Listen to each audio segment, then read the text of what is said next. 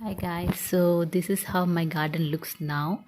So this is the palm tree, and I have my mint, I have this oranges, baby oranges, and then this is mint. Look how fresh it is, and these are some flower, I don't know the name of this.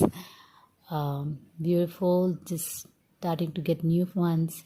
And this is the tall rose plant, you if you guys have seen in my reels. I have cut the branches, and this new one, this is another plant, and this is, I don't know if it is lemon or orange, but it's growing so beautifully. I just love it.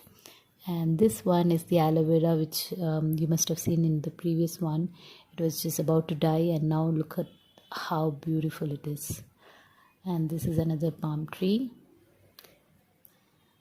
Look how beautiful they are. And this is kale. This is pomegranate, it's just shedding the leaves. And this is spinach and baby mango and sage. And this is mango varieties of mango trees. So this is the progress right now, and these are some ornament flowers, ornament plants.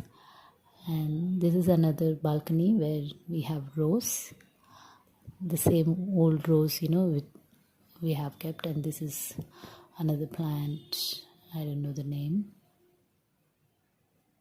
And this is the Z plant.